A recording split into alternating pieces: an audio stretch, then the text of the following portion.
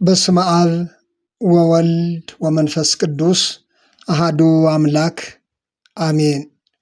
የአስተርእዮ አንድ ቲዩብ ቤተሰቦች እንደምን አላችሁ? እንደምን ቆያችሁ? በያላችሁበት ሰላም እግዚአብሔር ይብዛላችሁ። የሰላም አምላክ ልዑል እግዚአብሔር ስለዚች ዕለትና ሰዓት ክብርና ምስጋና ለእርሱ ይሁን። የዋሆች ብፁዓን ናቸው ምድርን ይወርሳሉና።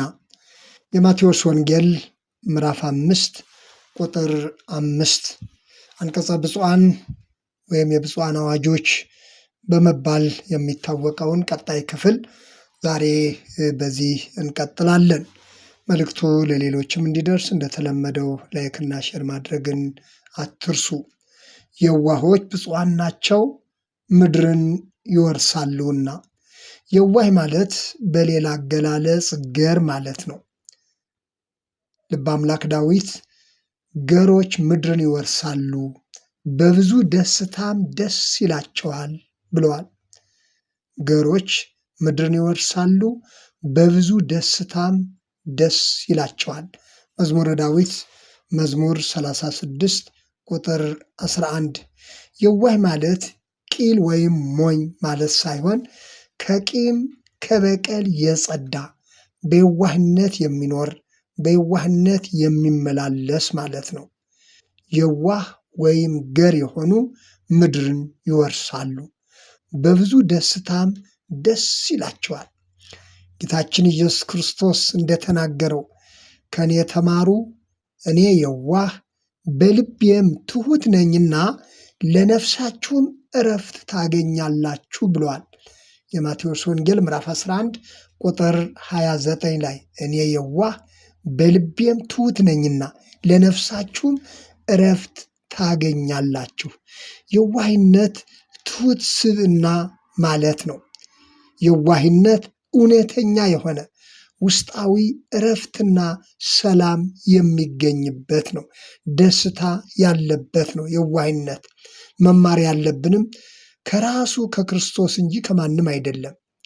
የዋህነት በሕፃናት ተመስሎ ቀርቧል። ክርስቶስ እንደተናገረው እንደ ሕፃናት ሁኑ በማለት የሕፃንነትን የዋህነት የሕፃናትን የዋህነት ሕይወት በምሳሌ አስተምሯል። ሕፃናት ቂም በቀል አያውቁም። ሁሉንም በየዋህነት ይመለከቱታል። ስለዚህ እንደ ሕፃናት ሁኑ ሲል ክርስቶስ የሕፃናትን የየዋህነት ሕይወት በምሳሌ አስተምሯል። ገርና የዋህ መሆን እንደሚገባ ሐዋርያው ቅዱስ ጳውሎስም ለመንፈስ ልጁ ቲቶ በጻፈው መልእክቱ ላይ ገልጾት እናገኛለን። ቲቶ ምዕራፍ 3 ከቁጥር 1 እስከ 2 ያለውን መመልከት ይቻላል። የመንፈስ ፍሬ ተብሎ ከተዘረዘሩት አንዱ የዋህነት ነው። ሐዋርያው ቅዱስ ጳውሎስ በገላትያ መልእክቱ ምዕራፍ 5 ቁጥር 22 ላይ የዘረዘራቸው መንፈሳዊ ፍሬ በማለት የገለጻቸው የመንፈሳዊ ፍሬዎች መካከል አንዱ የዋህነት ነው። ምድርን ይወርሳሉ የተባሉት እነዚህ ናቸው። ምን አይነት ምድር ነው ካል አዲስ ሰማይና አዲስ ምድር ተብሎ ተገልጿል። ሐዋርያው ቅዱስ ጴጥሮስ በሁለተኛ ጴጥሮስ መልእክቱ ምዕራፍ 3 ቁጥር 13 ላይ እንደገለጸው ጽድቅ የሚኖርባትን አዲስ ሰማይና አዲስ ምድር እንደ ተስፋ ቃሉ እንጠብቃለን አለ።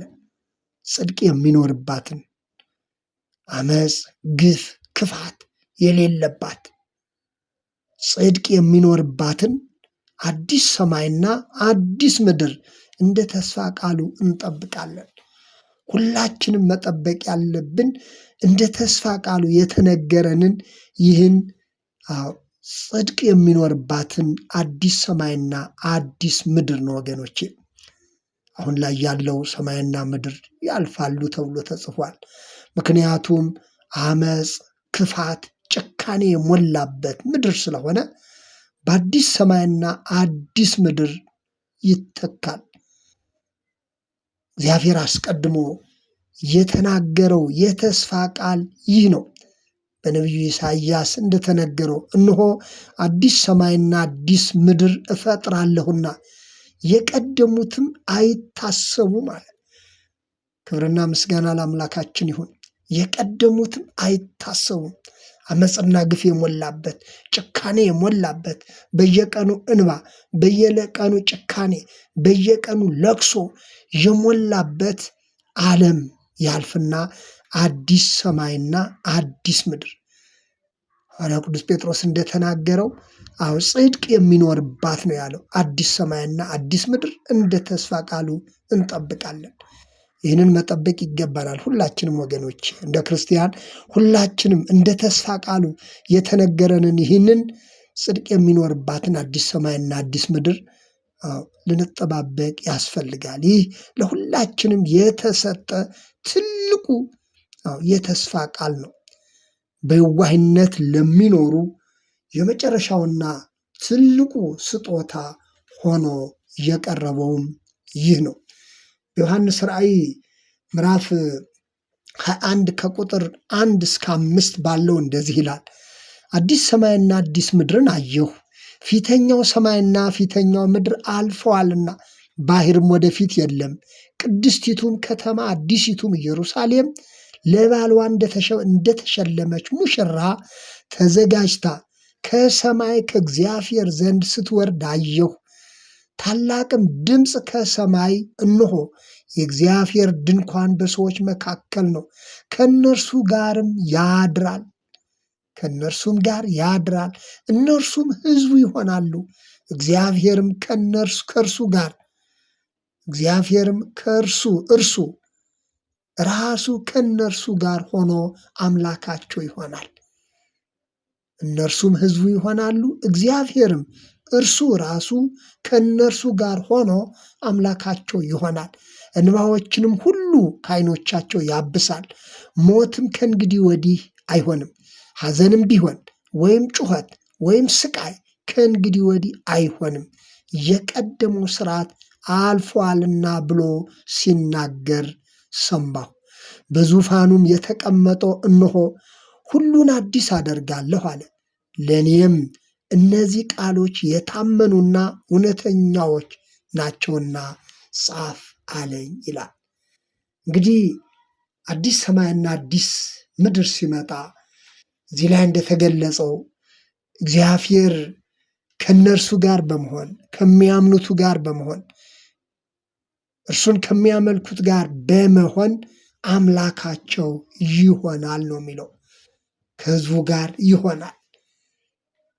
ዛሬ በእምነት በተስፋ የምንጠባበቀው አምላክ አዲሲቱ ሰማይና አዲስ ምድር ሲመጡ ሐዋርያው ጴጥሮስ ጽድቅ የሚኖርባት አዲስ ሰማይና አዲስ ምድር እንደ ተስፋ ቃሉ እንጠብቃለን እንዳለው ይህ የተስፋ ቃል ሲፈጸም ይህ ሁሉ ይሆናል። ለየዋሆች ይህ ሁሉ ተዘጋጅተዋል። ክብርና ምስጋና ለአምላካችን ይሁን። በዚህ ቃል መጽናናት ያስፈልጋል ወገኖቼ። ሁሉም አልፎ በአዲስ ነገር ይተካል። እንባዎች ይታበሳሉ፣ ሐዘንና ለቅሶ ያከትማል። ከእግዚአብሔር ጋር ደስ እያሉ የሚኖርበት ዘመን ይመጣል። ይህ ነው ትልቁ እግዚአብሔር በልጁ በኢየሱስ ክርስቶስ በኩል የተናገረን የተስፋ ቃል። ጌታ ኢየሱስ ሆይ ና ተብሎ የተጻፈውም ለዚህ ነው። እርሱ ሲመጣ በምድር ያለው አመፅ ሁሉ ተወግዶ አዲስ ሰማይና አዲስ ምድር ይመጣል። ያን ጊዜ እውነተኛ ደስታና መጽናናት ይሆናል ወገኖቼ። ክብርና ምስጋና ለአምላካችን ይሁን። የዋሆች ብፁዓን ናቸው ምድርን ይወርሳሉና በማለት ጌታችን ኢየሱስ ክርስቶስ በተራራው ስብከት ካስተማራቸው ትምህርቶች አንዱ ይህ ነው። ስለነበረን ጊዜ የእግዚአብሔር ስም የተመሰገነ ይሁን።